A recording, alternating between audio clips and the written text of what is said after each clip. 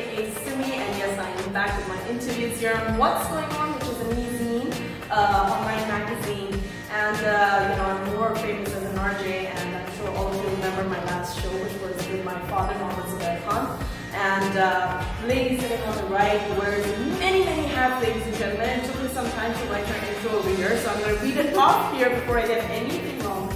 So she is the Global Development Advisor, wearing multiple hats like I said before, being an advisor to the UN Secretary General, and then on women empowerment, that is an advisor to CM Punjab, in addition to multiple development agencies and private sector organizations. Fiza Farhan, welcome back. So Fiza, you've come a long way, mashallah. At a very young age, you have achieved so much.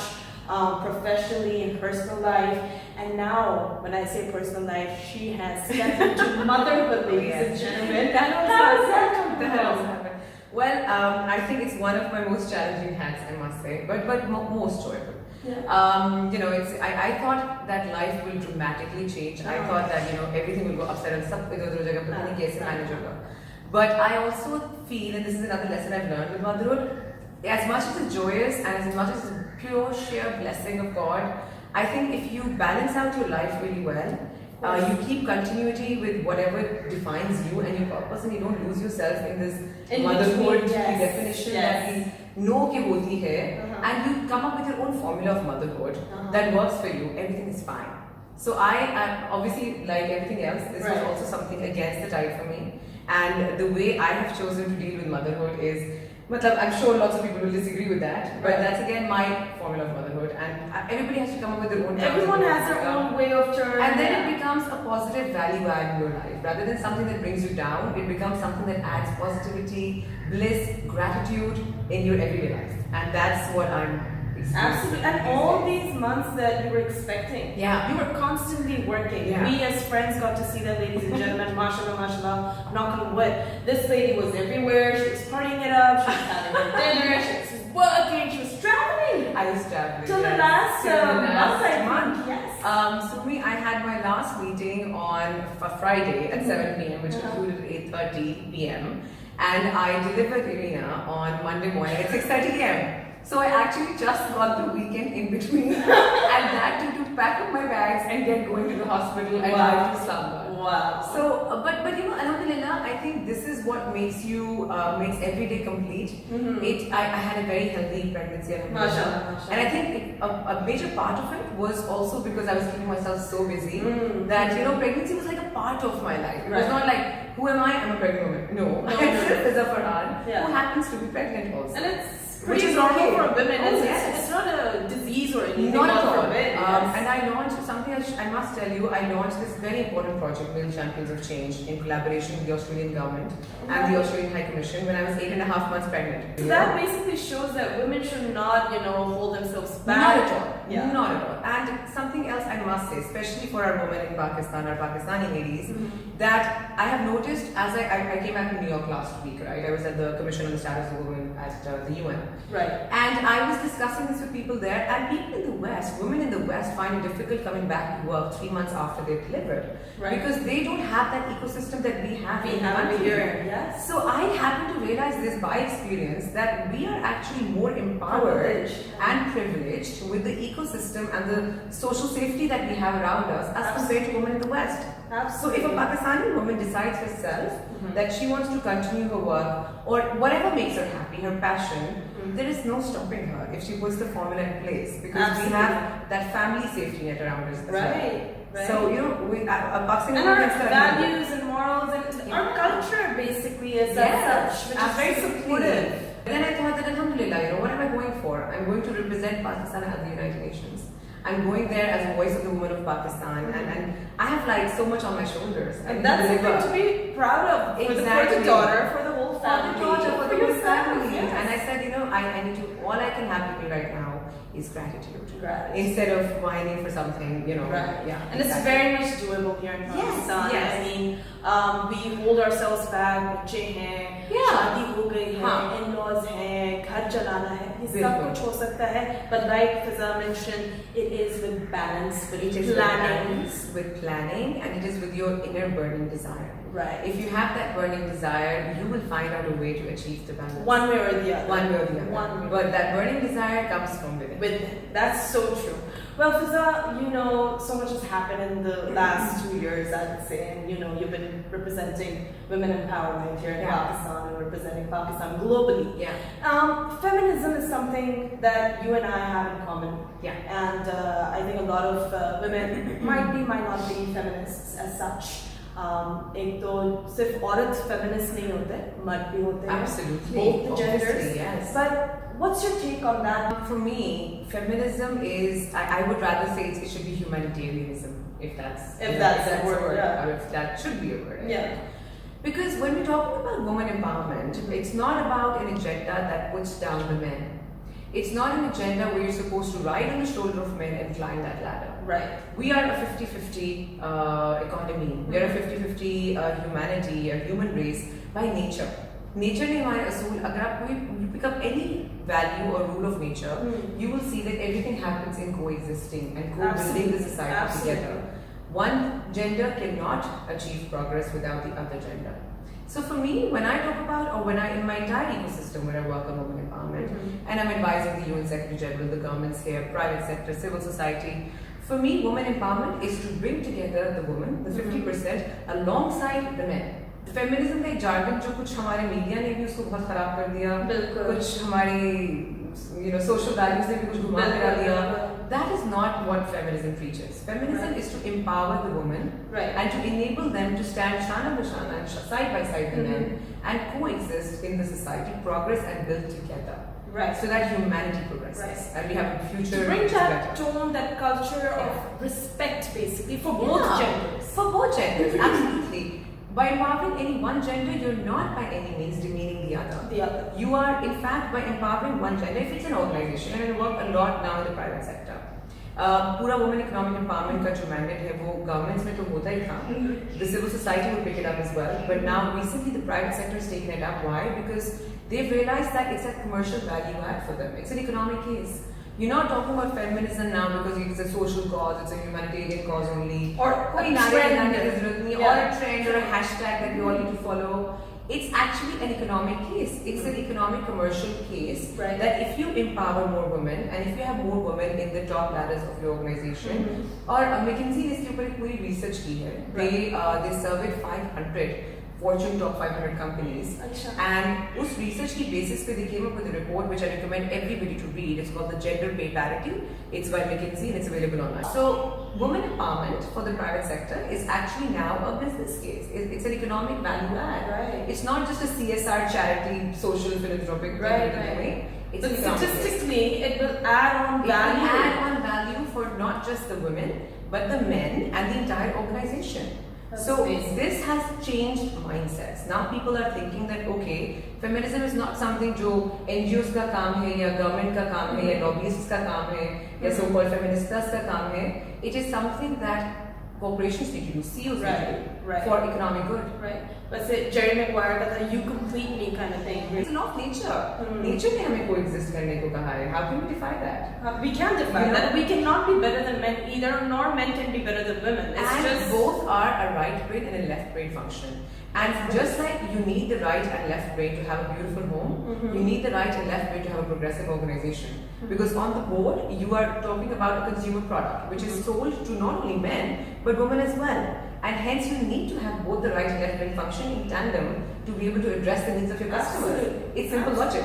It's There is simple. no agenda behind it. It's not complicated. Exactly. It's not complex at all. But moving on, feminism की एक चल रही है, एक race, एक trend चल रहा है, कोई कुछ कह रहा है, कोई कुछ कर रहा है. बीच में एक और चीज जो कि बहुत इम्पोर्टेंट है, not just locally, but globally it's an issue, which is sexual harassment.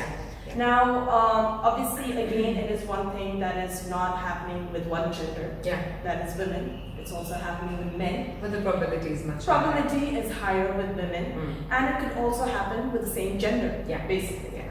So, what's your take on that? I feel the definition of sexual harassment is completely. I feel like it's such a big gray area where कोई भी कुछ भी कह रहा है at this point in time. Yeah. So, in your capacity, what is the definition of this sexual harassment? So we're very glad you were asking this question, because this was one of the key agendas that was discussed at the Commission on the Status of Women at the UN last week. And this is not something that you're thinking, this is something that the world is thinking. The world is thinking, yes. And not just in Pakistan, in recent months, I would say in the recent past, many issues have come up globally which have made people question that all these movements, policies, initiatives, programs we launched for empowering a woman are actually pushing them down. They're actually backlash. Yes, there is. That's exactly the word. And backlash has been discussed again and again at the CSW because it has actually become a problem. I'll give an example. We launched multiple in the past, many years.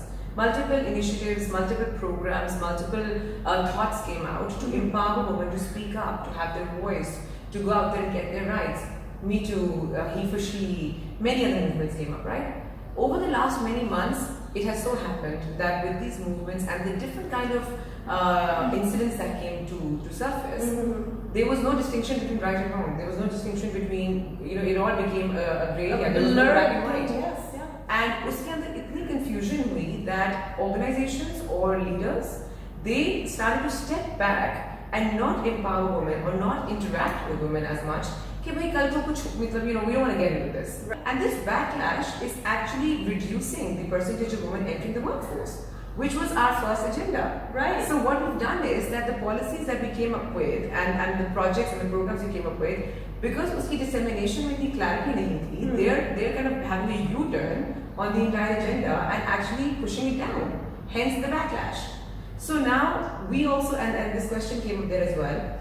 And not just myself, but there were leaders around from the world, there were policymakers, there were governments, presidents, ministerial roundtables, whatnot. And we addressed this issue and we thought that, what we need to do is we need to have gender sensitization trainings. We need to define parameters. You can't just, as you rightly said, sexual harassment. What is the definition of sexual harassment? Is talking to somebody sexual harassment? Is touching someone sexual harassment? What is sexual harassment? A certain body language. Certain body language and language that's vary culture to culture, religion to religion, country to country. Status to status. Status to status. And every segment of the society, every segment of the culture of various organizations need to define what sexual harassment means for them. One, need to define if this is going to be sexual harassment, these are going to be the consequences. And need to be informed. So what came out as a very important element that is missing is gender sensitization of the men. While we're working towards empowering women, creating policies, programs, SOPs, getting them trained, getting them empowered, you are freaking the men out. Yes. Yes, absolutely. Even the men in the organizations are thinking, यार उसको maternity leave मिली है, मुझे maternity leave क्यों नहीं मिल रही? वो वापस आएगी तो उसकी तो तनख्वाह को कोई फर्क नहीं पड़ेगा, मुझे तो पड़ेगा. This is creating an internal divide whereby the men are kind of standing against the women in the organizations. So what is needed is gender sensitization.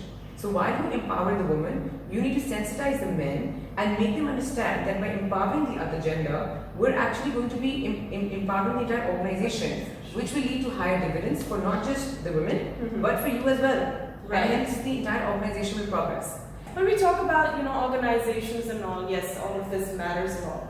But they're also at the, when you come to the regular people, there are many children, many school-going, college-going kids before they graduate. Do you think there should be programs introduced in schools, colleges, universities, so that they know? Absolutely. Because it's not just happening at workplaces. Yeah. This is happening at homes. Yes. This is happening at schools, universities, totally. Anywhere, Absolutely. basically. So there needs to be some kind of awareness regarding this, so that people know when something is going wrong, when it is supposed to be considered sexual harassment. That's why I asked the definition for this. And when a person is supposed to say no, so that it doesn't become consensual. Exactly. And the consent is not given indirectly because that's how it's taken, right? Yes. Usne kuch aisa indication to nahi diya that the other person is not interested or whatever. You know, there's such, like I said, it's a vast gray area that anything that needs to be compartmentalized and defined so that there's some order around it. You know? Basically. For the regular people also, not just organizations. No. For the regular people. So do you think the government needs to take a step and come forward, because it's happening so much?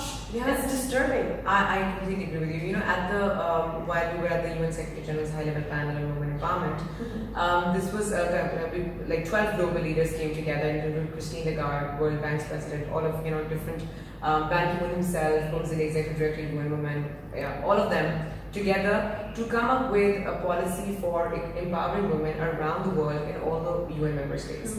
And they identified what all stakeholders are to be involved in this process. Right. So it was not just one stakeholder.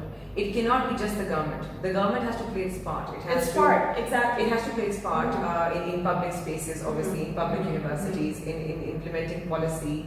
The universities have to, the academia has a very strong role. In Pakistan, 50% of our graduates are female, yet only 10% of them enter the workforce. Right. There are stereotypes, there are cultural barriers, there are also, this is hilarious, but there's also just the personal will of not wanting to be a corporate lady, to pursue a career and to just kind of have a mainstream lifestyle that, light mein na aaye, aap zyada nazar mein na aaye. Zarurat kya hai? You know what we say, zarurat kya hai? I love that, and I get that very often. Zarurat kya hai? I'm like, zindagi ki zarurat kya hai?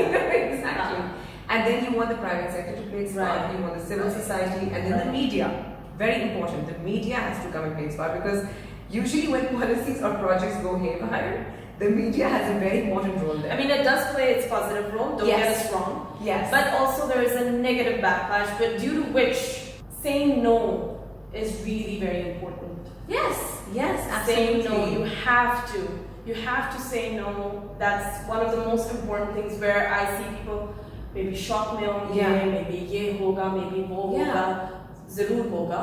लेकिन अब from here on, what are we going to do about it? I think on an individual level. On an individual level. Yes. I feel like the parents at home, they need to let the children know good touch, bad touch.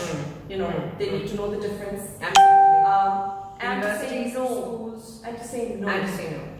And to create that level of comfort around themselves, that their children can come and talk to them about it. Right. You need to have a safety net around you, a social safety net. Absolutely. Be it your friends, be it your family, be it anybody that you know, and you can trust. Just talk. One, say no, and two, open up. Talk about it. Yes, you can come and talk about it on social media, however you want it. But you need to say no first. Yes. Let the other person know that this is not acceptable. That's really the message going out to the individuals, because no matter what policies the governments enact, no matter what projects the private sector launches, no matter what programs the civil society comes up with, it is at the end of the day, it is the impediment of the woman herself to stand up for herself, and to say no, ideally in the right instance, so that the message is out and out. Yes. Before you go out and seek help, or then at the third tier, go out and help others and tell them that you're there. And in the culture, core culture needs to change right now. Okay, these things happen. It happens in the family. It can happen with friends. Coming to your house. Absolutely. And organizations outsiders से दूर की बात है. आपके घर से एक शुरू हो रहा है. Absolutely. तो आपने अपनी बेटियों को, अपने बेटों को, because like we said, ये same gender के साथ भी हो सकता है, opposite के साथ भी हो सकता है. So आप दोनों को सुने, समझें उस चीज को, and take a step against it. Say something, do something about it. Not stay quiet. Either way. If you're watching someone going through it, raise your voice. You're going through it, raise your voice. And let everyone know that this is wrong. It's not acceptable. We spoke about feminism. We spoke about sexual harassment. How to actually nip it. And put it into frame. Just curb it and know these are the small things that we can start off with, and then hopefully, inshallah, we will be able to control this with the help of the government and organizations and so on and so forth. Absolutely. So thank you once again, Fiza. Thank you, We shall Sumi. catch you soon. It was a pleasure being here, as always. Pleasure having you. All the very best with your coming projects. There's so many of them. We're so proud of her. Because once I start, like I told you, the introduction was so long, we had to summarize it. अगर मैं end में दोबारा जाके ये फिर शुरू हो गई है। तो उससे तो उसकी तारीफें करिए, but no, she deserves it. She's worked really hard in all these years, and we wish you all the very best. Thank you so much. Catch you on the next episode of What's Going On with me, Sumi. Not like exactly what's going on with me, but all around the world. I would like to know at some point what's going on with you also. What's going on over here is that next time we should reverse the table. Yeah, reverse it. How did I call you for that? My God, no. I'm never gonna make that mistake because God knows what she's gonna ask me. But thank you so very much for tuning in, and I shall catch you next time.